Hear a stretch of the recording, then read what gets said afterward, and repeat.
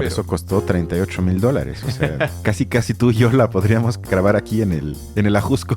Nos subimos 5 días, armamos la película. Y bueno, o sea, es capaz que nos asaltan allá arriba más bien. Tienes toda la razón, eso sería el problema. Tienes toda la razón. Hola, ¿cómo están? Estamos de vuelta en este espacio. Y hoy toca otra vez una película de terror que se llama Winnie the Pooh, Sangre y Miel. Los saludan como siempre Balam y Cristian.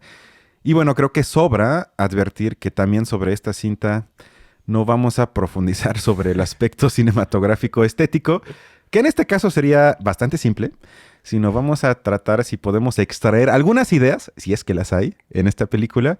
Y para esto Balam les hará una breve sinopsis.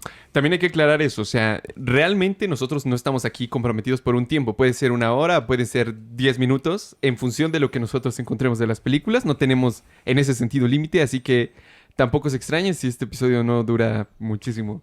Bueno, básicamente la trama nos remite a el típico cuento, la típica historia de Winnie the Pooh que todo mundo conoce, este grupo de amigos animales de un niño llamado Christopher que... bueno, lo acompañan cuando es niño, en su infancia, y se vuelven sus amigos y todo lo demás. Entonces parece que esta película parte de esa misma raíz, continúa la historia, con la excepción de que en esta ocasión solamente nos encontramos con Winnie the Pooh y su amigo Piglet. Entonces nos encontramos con una versión mucho más grande de ellos, mucho más animalizada, porque parece ser que cuando Christopher se fue a la universidad, decidió abandonarlos. Aún cuando era niño, les prometió que iba a estar con ellos para siempre, pero como pues creció y el mundo tenía que seguir, pues no pudo seguir haciéndolos, así que los abandonó en un medio de un bosque y estos como que se animalizaron tanto que empezaron a odiar a la humanidad completa e incluso olvidaron el lenguaje. Por eso y juraron que nunca más iban a decir una palabra. Así es, efectivamente. Entonces nos encontramos con una historia profunda. Y bueno... básicamente trata de eso, de cómo Winnie the Pooh y su amigo Piglet empiezan, bueno, ya son más bien como una especie de... desarrollan por alguna razón una complexión humana perfectamente, entonces tienen unas, bueno, máscaras bastante convincentes y cometen asesinatos en el bosque. Es como la típica película de terror, solo que en esta ocasión el monstruo del bosque es Winnie the Pooh. Exactamente, o sea, esta misantropía que además se muestra en las primeras escenas, que es una secuencia de dibujos animados en los que se nos trata de justificar las acciones de terror que luego cometen Winnie the Pooh y Piglet, porque se trata de como de implicar que la culpa es de Christopher. Efectivamente. Que les mete rasgos humanos, que les enseña a comunicarse, que les enseña a que, digamos, se preocupen porque forman una comunidad o por lo menos lazos de amigos. Y como luego es un humano que se emancipa, porque así lo vería yo, que abandona sus raíces, y eso no se puede hacer. Lo hemos tematizado aquí. Uno no puede abandonar sus raíces, su identidad, los traiciona. Y luego hasta vemos como hacen un ritual, una especie de ritual donde juran que a partir de hoy van a odiar a la humanidad, no van a repetir una palabra, o sea, se van a distanciar, alejar, se convierten otra vez en animales salvajes y luego matan a personas donde una es más estereotipada que otra. Vemos a la influencer que se la pasa tomando fotos, vemos a la amiga quizás medio simple, intelectualmente hablando, etc. Y esto a mí, primero, yo no sé tú, pero yo tuve la pregunta, bueno, ¿por qué a alguien se le ocurre hacer una película Winnie the Pooh que sea una película de terror? Y luego, cuando investigué un poco, me enteré que los derechos de propiedad del personaje, que son desde una novela de 1996, a partir del 1 de enero del 22, perdieron vigencia para Disney y son ahorita de dominio público. Es decir, todo mundo puede agarrar el nombre de Winnie the Pooh y hacer lo que se le plazca. Pero lo único que no puedes hacer es grabar o publicar algo similar a la historia que publicó Disney. Que yo creo que tú igual tienes en la mente, que es Winnie the Pooh, que es amable, un poco torpe, que pues, se la pasa tragando miel y tiene aventuras con sus amigos. Y eso es lo que Disney te prohíbe que hagas. Y por eso el director incluso en la entrevista confesó que por esto dijo, bueno, tengo que hacer entonces algo completamente opuesto y crea entonces una película de terror que le costó, según él, $38,000, Lo cual es bastante barato. lo cual es casi gratis, y además dice que lo grabó en 5 días. Y luego lo curioso es que los llamados test screenings, es decir, luego hacen como pruebas de algunas escenas que ya tienen, fueron tan exitosas que dijeron, tenemos que ir otra vez al bosque y grabar algunas escenas de mejor calidad, porque a la gente al parecer sí le gusta. O sea, lo que quiero expresar con esto es que es impresionante, por lo menos desde mi óptica, que la industria cultural sea capaz de sacar un personaje de un cuento infantil de Disney, crear una película casi gratis y con eso tener un éxito en taquilla, que si ves el costo de la película y luego que ahorita yo creo que llevan en recaudación como $4 millones a nivel mundial, es un porcentaje de ganancia impresionante.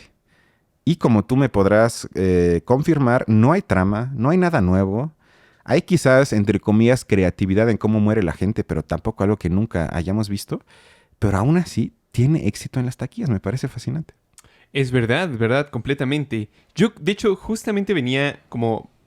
Quería preguntarte un poco que cómo piensas tú esta cuestión del morbo. Yo creo que en gran medida se da, sobre todo en esta clase de películas mucho más gore, mucho más como explícitas, que hay un público en específico que le gusta mucho el morbo. Pero en este caso, además, se añade al hecho de que es Winnie the Pooh. O sea, es como completamente lo opuesto. Y esto genera como una especie de morbo en muchas personas para poder verlo. Yo recuerdo, digamos, aquí una breve episodio de la vida de Balam. En algún momento vendí periódicos y recuerdo que había muchísimo un periódico que se llama El Metro.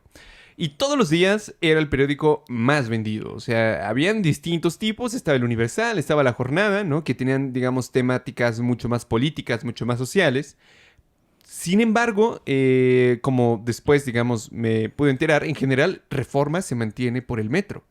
Porque El Metro es el periódico de la ciudad que cuesta como, bueno, ahora ya no recuerdo cuánto cuesta, anda rondando cerca de los 8 o 9 pesos, pero tenían una fórmula que siempre ponían hasta enfrente. Y de eso poco a poco uno se va dando cuenta. ¿Una chica porque con se va poca ropa? No. Una chica compró poca ropa, que digamos es una cuestión como de lo sexual, mezclado con una imagen terrible de una muerte, de un asesinato, de algo que pasó que te saca de pedo. Entonces, es una combinación entre muerte, sexualidad y fútbol.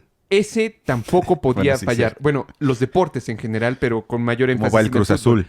Esa combinación, a veces unos estaban en portada más que otros, dependiendo de qué modelo o qué grupo de fútbol estuviese, pero casi siempre, digamos también por la época tan terrible que nos toca vivir, eran imágenes justo de muerte, porque era el morbo de ver lo que estaba pasando.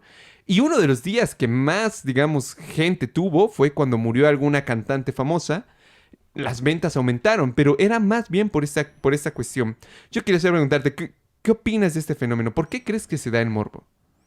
Yo creo que es complicado porque hay gente que argumenta, que me parece que se ubican en el espectro político del lado conservador, que dicen que este tipo de películas provocan que en la realidad veamos cosas que acabas de mencionar.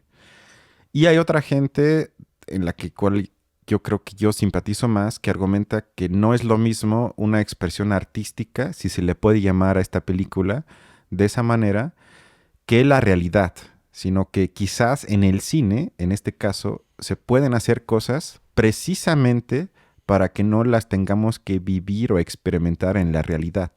O sea, creo que intelectualizar una obra, en este caso una película, es mucho más complicado que nada más decir, ahí vemos lo que pasa en la realidad o lo que vemos ahí luego pasa en la realidad. O sea, creo que es más complicado que eso. Y luego la otra es donde creo que sí hay un elemento de una cultura que se ubica sobre todo en un espectro, dicen, según más juvenil, o sea, digamos de 20 años aprox, que hubo algo en la película que también hablamos aquí, Smile, que tuvieron tanto éxito en la promoción de la película donde le pagaban a gente que se levantara en un partido de béisbol o de fútbol e hiciera el smile como en la película. Con eso se espantaba la gente, eso se convertía en viral en redes y con eso la promoción de la película también fue un éxito que comparado con el costo de la cinta también fue brutal. Y creo que esto también tiene un poco que ver con una, digamos, como diría Löwenthal, una malaise en la sociedad, o sea, digamos, una falta de sentido, una falta de cosas que valgan la pena. Y para mí son expresiones de un nihilismo posmoderno que experimenta la gente, que ya no es capaz de experimentar cosas, y con experiencia yo me refiero no a la experiencia emocional como la puedo tener en Six Flags, sino me refiero a una experiencia que tengo, por ejemplo, cuando veo una obra de arte, cuando me enamoro. Para mí el amor es una experiencia muy profunda. Y como ya no tengo eso porque vivo una vida donde el trabajo no me gusta, donde salgo con miedo a la calle, donde vivo en un depa de 30 metros cuadrados, entonces, ¿dónde voy a tener experiencias cuando me enfrento a algo? Y creo que ese tipo de morbo los hace sentir vivos como ya no lo puede hacer otras esferas de la vida. O sea, es como una suplencia de cosas que sí serían artísticas o que quizás sí serían un poco más intelectuales, por lo menos. Hay como también, o sea, en ese sentido, como una especie de anestesia, ¿no? Como que no, digamos, hay como cierta costumbre a las experiencias constantes, pero además experiencias que tienen que tener como un cierto grado de intensidad, ¿no? Recuerdo mucho que en los 90 se hablaba, o bueno, las discusiones, por ejemplo, alrededor de los programas de televisión, se iban mucho en el sentido de por qué aparecen esta especie de audiencia que no es la audiencia. Me explico. Como en la teoría de Big Bang. Un personaje hace algo gracioso y para reforzar el acto de lo gracioso llegan de fondo unas risas, ¿no? Personas que no vemos, pero que aparentemente están también viéndolo, o así nos percatamos, y ellas expresan por nosotros es lo que tenemos que sentir, ¿no? Cuando hay un chiste, algo sencillo, se ríen. Cuando hay una situación, digamos, como más enternecedora, también reaccionan de esa manera. Entonces, hay como una especie de guía entre lo que se siente. Pero en este caso, es más bien como una anestesia, porque todo el tiempo se busca quizás experiencias o entretenimiento que tenga un grado de intensidad para una sensibilidad, pero a lo largo del tiempo, estar incidiendo en esa sensibilidad cada vez más con experiencias más fuertes o así, puede lograr que se generen justo como que ya no es tan fácil que una experiencia común te pueda mover de esa manera, ¿no? Y yo creo que también en ese sentido, por eso, incluso, o sea, desde el punto de vista artístico, el hecho de que en los cines se hagan películas de terror donde muestran todas esas matanzas y todo, puede ser, como lo mencionas, una forma de sublimación. Pero también en el caso, por ejemplo, del periódico, cómo se muestran las imágenes de los muertos y demás, es también una especie de sublimación personal. O sea, aunque no sea algo intelectualizado, pero sí que las personas piensan, ok, esto le pasó a ellos, pero yo estoy acá. O sea, como es el espectáculo realmente. La forma de vivir esas experiencias, pero en forma de espectáculo. Que según yo recuerdo, creo que ya está prohibido hacerlo en los periódicos. Creo que es algo que fue correcto. Pero yo creo que esas películas toman ese papel. Y justo se mezclan. Por eso hay esa coincidencia entre el elemento sexual, que es súper abundante en la película, y el elemento de lo grotesco, de la muerte, ¿no? Y en ese sentido la película cumple bien su papel, porque de trama, pues, como no tienen como una gran profundidad.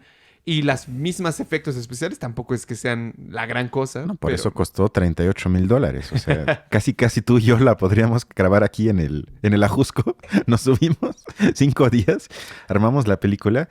Y bueno, o sea, es capaz que nos asaltan allá arriba más bien. Tienes toda la razón, eso sería el problema. Tienes toda la razón. Pero es que ya hasta hay estudios desde años sobre eso. Hay un libro que se llama El capitalismo gore, que argumenta un poco en ese sentido, pero lo ubica más en la realidad. O sea, dice que ya el capitalismo es tan salvaje y brutal que la realidad ya es una masacre para mucha gente. Yo no soy tan partidario de ese tipo de descripciones, porque me parece que lo que vemos en este caso en la película y en muchas otras es una aparente radicalidad. O sea, es lo mismo envuelto en brutalidad contra cuerpos humanos, pero nada más. Es decir, yo no veo verdaderamente un elemento radical en esto. Por ejemplo, a mí me conmovió, me provocó, me incomodó, en fin, muchísimo más la película de Parásitos, por ejemplo. Esa a mí me provocó muchísimo más miedo, incertidumbre, me hizo sudar, me hizo casi a veces llorar y todo eso.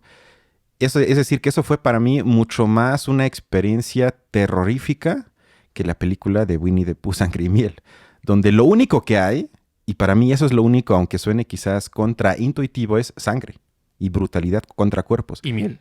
Sangre y miel, hay un poco de miel también, pero eso para mí no es verdaderamente algo radical y que de veras nos debería de asustar como otras cosas, sí. Yo creo que justo, digamos, regresando a tu experiencia sobre Parásitos, tú alcanzas a darte cuenta cómo ciertas escenas o ciertos procesos o ciertas narrativas de ciertas escenas te provocan a ti esa conexión porque justo eres capaz de la comprensión o alcanzas a diferenciar entre cada uno de esos momentos. Pero yo creo que el hecho del éxito de una película como Winnie the Pooh, Sangre y Miel, también, o sea, esta clase de películas no motiva como más sensaciones intelectuales de otro tipo. Solamente es como el morbo, por así decirlo. Entonces, si es tan efectiva por eso, significa que quizás mucha de la sensibilidad de las personas está como mucho más adecuada a estímulos directos, sencillos y muy fuertes. O sea, como que va en ese sentido. Pero no hay una complejización de cómo es, o al menos no desde ese punto de vista, de cómo, de que puedan alcanzar a desarrollar un gusto por distintas cosas dentro de una película.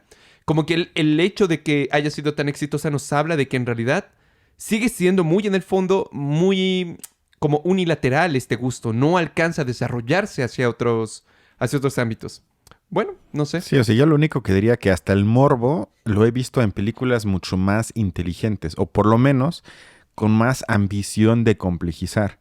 Porque en esta cinta, cada escena es sumamente predecible. Sujeto X camina en el bosque, oscuro, se va la música. Todo mundo sabemos qué va a pasar. Se encuentra con Winnie the Pooh. Winnie the Pooh se sorprende. Winnie the Pooh la persigue. Winnie the Pooh mata. Otra escena. Vemos a la influencer en el jacuzzi tomándose fotos. Clásico. Miles de fotos. ¿Qué pasa? No se da cuenta que se acerca Winnie the Pooh con Piglet. La secuestran y vaya sorpresa, la matan. Y así son todas las escenas donde no hay nada sorpresivo, quizás hasta el final, que además también se me hizo raro, que el único sujeto que no muere es el chavo, o sea, mueren todas las mujeres. Ahí también se abrieron a críticas feministas, pero creo que ellas ni siquiera ven ese tipo de películas, pero hasta eso se me hizo raro. Y mi último punto es, puedes estar muy contento porque va a haber una segunda parte de Winnie the Pooh, Sangre y Miel. Ya la anunciaron. Quedó vivo Winnie the Pooh, es verdad. Y quedó vivo Christopher. Sí, cierto. Sí, cierto. Bueno, eso sería todo lo que yo soy capaz de decir sobre esta cinta. Yo también creo ¿La que... recomiendas? No, en absoluto. Tampoco la recomiendo. O sea, a menos que sean fans de ese género. Sí, porque pero creo que hasta en ese género hay mejores películas. Sí, ciertamente. O sea. Bueno, sin más, nos vemos la otra semana. Nos vemos la siguiente semana. Hasta luego. Cuídense, bye.